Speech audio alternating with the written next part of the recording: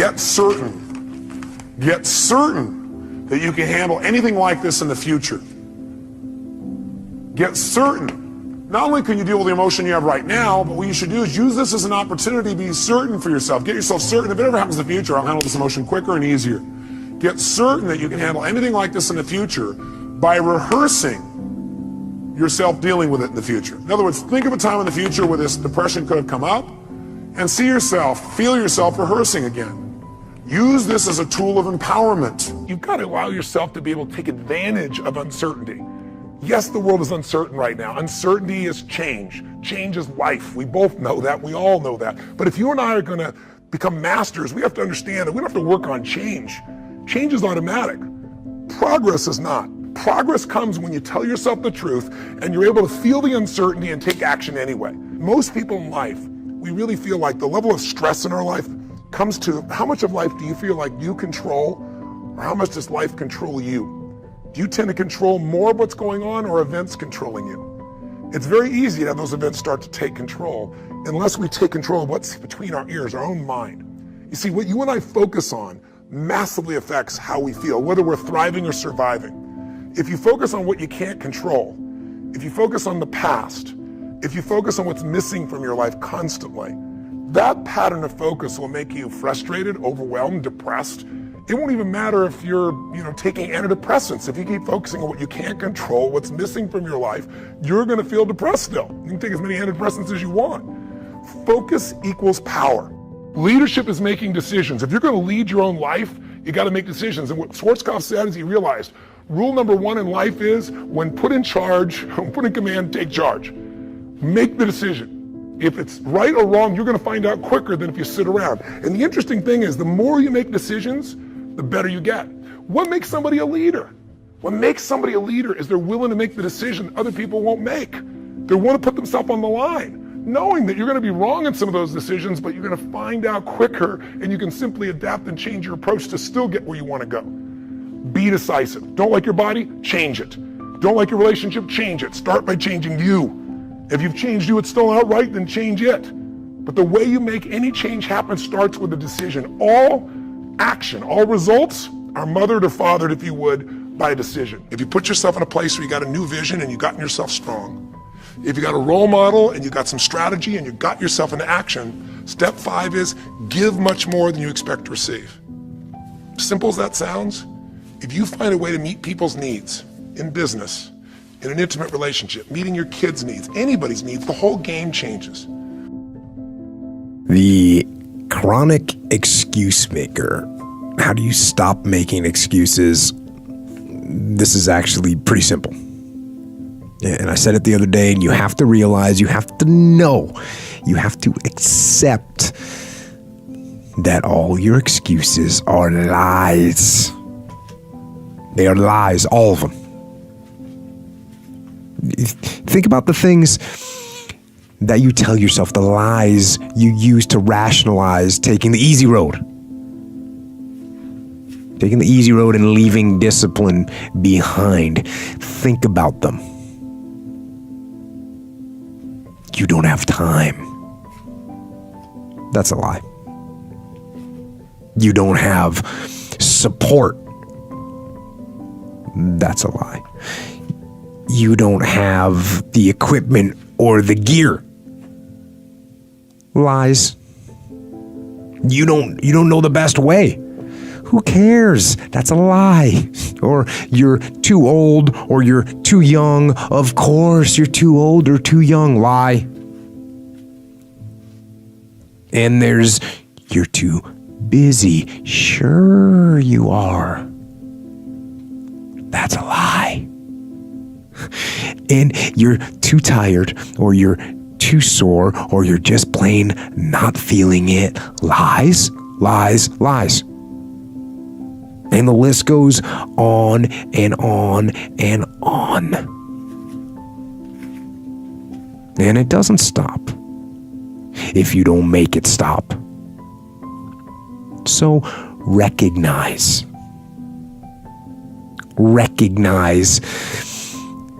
the excuses are not valid. They aren't. They're trumped up. They're conjured up. They're fabricated. They're lies. And how do you stop the lies? You stop the lies with the truth. The truth.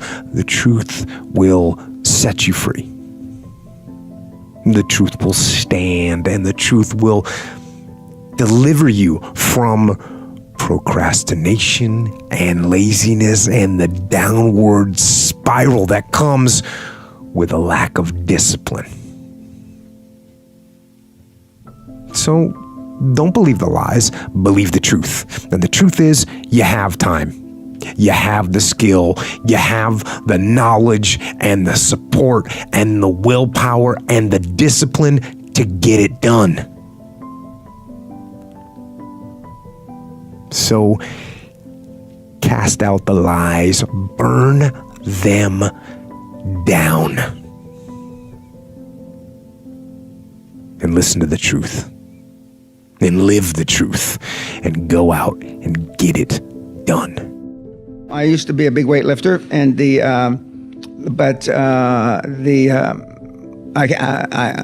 I use what I used to warm up with now is what I lift now, because I'm about 50% weaker than I was back in my heyday 20 some years ago.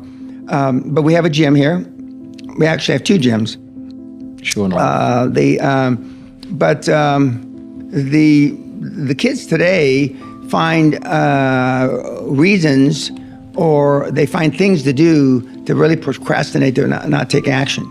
But you got to love, you got to have a passion for what you do. If you don't, it gets tired. Alistair Cook, the great presenter, BBC presenter, told me about, 30, 35 years ago. Being a professional, being a high performance professional, is being able to do your very best when you don't feel like it. Mm-hmm. Okay, when you don't. Okay. And I've had days, not every day, do I want to speak when I'm at the university, the Oxford, University of Edinburgh, whatever, but they don't know it. Mm-hmm. As far as they're concerned, I look like, I was born for that night. Yeah. But I was taught high performance people don't leave anything on the stage. Yeah.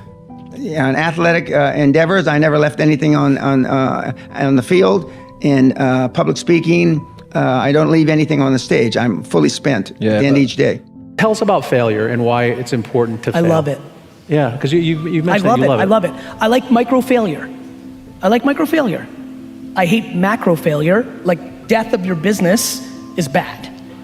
But to me, you know what's funny? I'll use a boxing analogy. My favorite boxing, I watch a lot of boxing. I think boxing's a very interesting, and I'm super into mixed martial arts, but I grew up on boxing, I understand it better. And I like watching it because there's so many things that happen in boxing. First of all, what I love about boxing is there's nowhere to hide. It's super interesting, right? There's nowhere to hide. Number two, there's a scenario in boxing that I love the most. For some reason, there's nothing more interesting to me than watching somebody get knocked down in the first round and then go on to win the fight easily.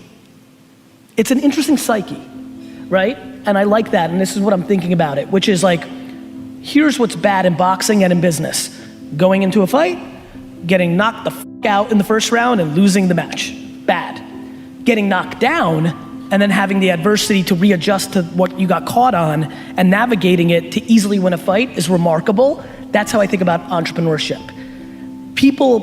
The reason so many people struggle with entrepreneurship is you have micro failures almost daily, and they're very in your face. You can't hide.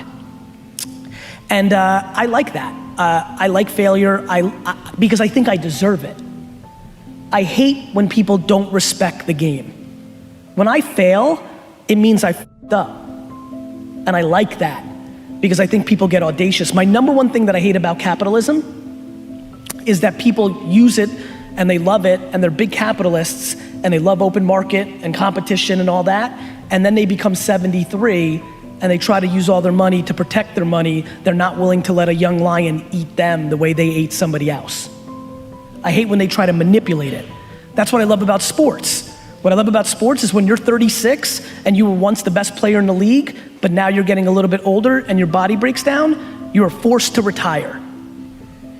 The one thing that entrepreneurship and capitalism has to adjust to is once you get old and you're tired and you want to be on a yacht instead of working your you should lose some money because you're losing. I love guilt. Guilt is a tool. Guilt is a weapon. Guilt does not have to be a bad thing. It's not like I perpetuate, but I'm like, I love that I feel bad when I don't do a good job. Most people hate that about themselves. I love that feeling. I'm like, I didn't do a good job there. Next time I will. So some people, guilt is discouragement. Other people, it's a signal for learning.